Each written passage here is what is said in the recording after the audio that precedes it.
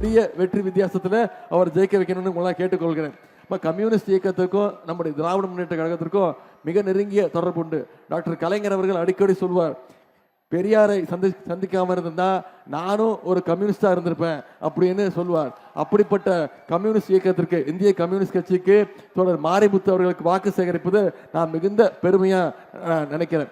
நேற்று வரைக்கும் திருச்சி மாவட்டத்தில் பிரச்சாரத்தை முடிச்சுட்டு இன்னைக்கு தான் திருவாரூர் மாவட்டத்திற்கு வருகை தந்திருக்கிறேன். கலைஞர் அடிக்கடி சொல்வார், நான் ஒரு டெல்டாக்காரன் அப்படின்னு. நம்முடைய தலைவரும் சொல்லுவாரு, நான் ஒரு டெல்டாக்காரன் அப்படிங்கிறது பெருமை அப்படின்னு. அதே மாதிரி அவங்க வழியில நானும் ஒரு டெல்டாக்காரன் அப்படிங்கிற அந்த உரிமையோடு உங்களை சந்திக்க வந்திருக்கிறேன். ஆனால் மாரிமுத்து அவர்கள், தொடர் மாரிமுத்து அவர்கள் இந்த 5 வருஷத்துல இந்த தொகுதிக்கு பல்வேறு திட்டங்களை கொண்டு வந்திருக்கிறார். அந்த உரிமையோட தான் மீண்டும் ஒரு வாய்ப்பு கொடுங்கன்னு கேட்க வந்திருக்கிறோம். ஒரு சில திட்டங்களை மட்டும் உங்களுக்கு ஞாபகப்படுத்த விரும்புகிறேன். இன்னைக்கு திருத்துறைப்பூண்டி கொருக்கையில 2000 இளைஞர்களுக்கு வேலை வாய்ப்பு பெறுகின்ற வகையில சிட்கோ தொழிற்பேட்டை அவர் கொண்டு வந்தது அவருடைய முயற்சி. 6 கோடி ரூபாய் மதிப்பீட்டில் அரசு தாய் சேய் மருத்துவமனை கட்டணம் அவர் கட்டி கொடுத்தது. கச்சனத்துல துணை மின் நிலையம் இபி சப்ஸ்டேஷன் அவர் உங்களுக்காக கொடுத்தது. 9 கோடி ரூபாய் மதிப்பீட்டில் திருத்துறைப்பூண்டியில் இன்னைக்கு புதிய பஸ் ஸ்டாண்டு பேருந்து நிலையம் அமைஞ்சிருக்குன்னா அதற்கு முழு காரணம், முழு உழைப்பு அந்த தோழர் மாரிமுத்து அவருடையது. இன்னைக்கு திருத்துறைப்பூண்டியில் ஒரு புதிய காய்கறி மார்க்கெட் கொண்டு வந்திருக்கக்கூடியது உங்களுடைய சட்டமன்ற உறுப்பினர். அதே மாதிரி ஒரு குப்பை கிடங்கு சுத்திகரிப்பு நிலையம் சுமார் 6 கோடி ரூபாய் மதிப்பீட்டில் திருத்துறைப்பூண்டியில் இன்னைக்கு அரசு கலை கல்லூரிக்கெல்லாம் கூடுதல் வகுப்பறை கட்டிடங்கள், கிளாஸ் ரூம்ஸ் கட்டி கொடுத்திருக்கிறாரு. 7 கோடி ரூபாய் ஒதுக்கீடு செஞ்சு கொருக்கை அரசு பாலிடெக்னிக் கல்லூரியில புதிய லேப் அமைச்சு கொடுத்திருக்கிறாரு. முத்துப்பேட்டை புதிய அரசு கலை கல்லூரியில மக்களுடைய நீண்ட நாள் கோரிக்கையான தனி தாலுகா அறிவிப்பு இன்னைக்கு வெளியா இருக்குன்னா அது அவருடைய உழைப்பு. அதே மாதிரி தாலுகா அலுவலகத்திற்கு புதிய கட்டிடம், முத்துப்பேட்டை ஊராட்சி ஒன்றிய அலுவலகத்துக்கு புதிய கட்டிடம், காவலர் பாளையம் என்கின்ற காவல் தங்குமிடம், அயோத்தி காடு சுற்றுலா தலம் அமைக்க 4 கோடி ரூபாய் ஒதுக்கீடு செய்யப்பட்டு வளர்ச்சி திட்ட பணிகள், கோவிலூர் மற்றும் வேப்பஞ்சேரியில 7 கோடி ரூபாய் மதிப்பீட்டில் நெல் சேமிப்பு கிடங்குகள், கோட்டூரில் சுமார் 2 கோடி ரூபாய் மதிப்பீட்டில் ஃபயர் ஸ்டேஷன் கட்டப்பட்டிருக்கு. இத்தனை திட்டங்களையும் செஞ்சு முடிச்சுட்டு இன்னைக்கு மீண்டும் ஒரு வாய்ப்பு கொடுங்கன்னு உங்களை எல்லாம் நாடி தேடி நாங்கள் வந்திருக்கிறோம். இந்த திட்டங்கள் மட்டும் இல்லாம கடந்த 5 வருஷத்துல நம்முடைய முதலமைச்சர், நம்முடைய திராவிட மாடல் அரசு என்னென்ன திட்டங்களை செஞ்சிருக்கோங்கிறதையும் ஞாபகப்படுத்த விரும்புகிறேன். ஆட்சி பொறுப்பு ஏற்றவுடனே நம்முடைய முதலமைச்சர் போட்ட முதல் கையெழுத்து மகளிருக்கு கட்டணமில்லா பேருந்து திட்டம் செஞ்சு கொடுத்தோமா?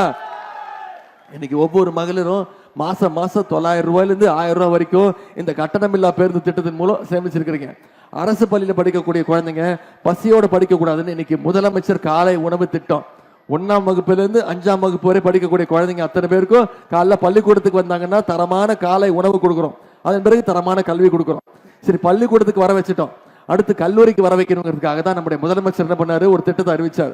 அரசு பள்ளியில படிச்சு எந்த கல்லூரியில போய் சேர்ந்தாலும், தனியார் கல்லூரியாக இருந்தாலும் சரி, அவங்க ஒவ்வொருத்தருக்கும் கல்வி ஊக்கத்தொகையாக மாசம் 1000 ரூபாய் நம்முடைய முதலமைச்சர் கொடுத்திருக்கிறார். 14 லட்சம் மாணவ மாணவிகள் இதுல பயன்பெற்று இருக்கிறாங்க. அது மட்டும் இல்ல, இன்னைக்கு பல்வேறு திட்டங்களை செயல்பட்டு இருக்கிறோம். சென்ற 2 மாசத்துக்கு முன்பு 10 லட்சம் கல்லூரி மாணவ மாணவிகளுக்கு இலவச லேப்டாப் திட்டத்தை அறிவிச்சு ஒரே மாசத்துல நம்முடைய முதலமைச்சர்கள் கொடுத்திருக்கிறாங்க.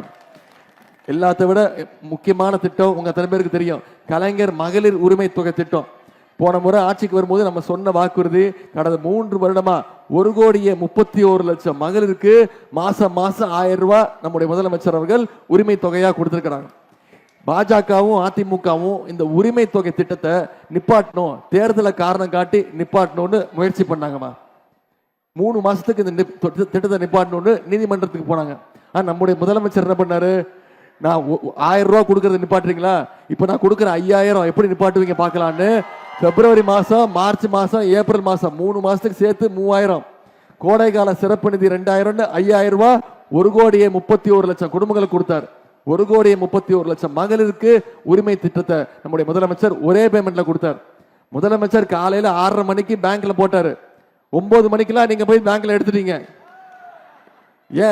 ஏன்னா மோடி அரசு, மோடி ஆட்சி பேங்க்ல மினிமம் பேலன்ஸ் இல்லைன்னு சொல்லி இந்த பணத்தை ஊறி விட்டுருவாங்க, எடுத்துருவாங்கிற அந்த பயம், அவ்வளவு ஷார்ப்பா நீங்க இருந்திருக்கீங்க. அதே அளவு மலைகளில் இந்த முறையும் இந்த தேர்தலையும் ஷார்ப்பா இருந்து வர்ற 23ஆம் தேதி வாக்குச்சாவடிக்கு போய் வாக்குப்பெட்டியில 2வது இடம் ஆனால் மாரிமுத்தரோட பேர் இருக்கும், அதுக்கு பக்கத்துல கதிர் அறிவால் சின்னம் இருக்கும், அதுல வாக்களிச்சு மிகப்பெரிய வெற்றியை நீங்க உறுதி செய்யணும்னு உங்களை எல்லாம் நான் தாழ்மையோட கேட்டுக்கிறேன்.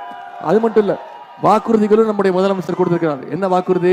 மகளிர் உரிமை தொகை மீண்டும் நம்முடைய திராவிட மாடல் 2.2 ஆட்சி அமைஞ்சோன்னு 1000 ரூபாய் இல்ல, அதை உயர்த்தி 2000 ரூபாய் தரேன்னு நம்முடைய முதலமைச்சர் வாக்குறுதி கொடுத்திருக்கிறாங்க. முதலமைச்சர் காலை உணவு திட்டம் 5ஆம் வகுப்பு வரைக்கும் இல்ல, அதை உயர்த்தி விரிவுபடுத்தி 8ஆம் வகுப்பு வரைக்கும் கொடுப்பேன்னு முதலமைச்சர் வாக்குறுதி கொடுத்திருக்கிறார். கல்வி ஊக்கத்தொகை 1000 ரூபாய் இல்ல, 1500 உயர்த்தி தரப்படும் வாக்குறுதி கொடுத்திருக்கிறோம். முதியோர் உதவித்தொகை ஓஏபி இப்போ வரைக்கும் 1200 கொடுத்துட்டு இருக்கிறோம், அதை உயர்த்தி 2000 ரூபாய் தரேன்னு வாக்குறுதி கொடுத்திருக்கிறோம்.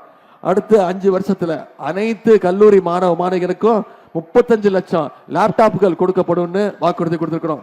மகளிர் சுய குழுக்களுக்கு 5 லட்சம் ரூபாய் வரைக்கும் பிணை இல்லாம கேரண்டி இல்லாம கடன் கொடுக்கப்படும் அப்படின்னு வாக்குறுதி கொடுத்திருக்கிறோம்.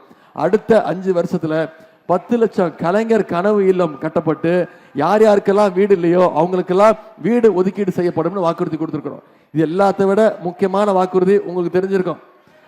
ஆட்சி அமைஞ்சொன்னே முதலமைச்சர் அவர்கள் அனைத்து மகளிருக்கும் 8000 ரூபாய் கையில கொடுத்துருவாரு முதலமைச்சர். அந்த 8000 ரூபாய் வச்சுக்கிட்டு மகளிர் உங்களுடைய வீடுகளுக்கு என்ன மின்சாதன பொருட்கள் தேவையோ எந்த தேவை இருந்தாலும் அதை நீங்களே முடிவு பண்ணி நீங்களே வாங்கிக்கலாம் அப்படின்னு ஒரு வாக்குறுதி கொடுத்திருக்கிறோம். உங்களுக்கு நம்பிக்கை இருக்குல்ல, நம்முடைய முதலமைச்சர் அவர்கள் சொன்னா நிச்சயம் செய்வாருங்கிற நம்பிக்கை இருக்குல்ல, அது செஞ்சு காட்டிருக்கக்கூடிய முதலமைச்சர் தான். அதனால்தான் மீண்டும் நம்முடைய திராவிட மாடல் 2.2 ஆட்சி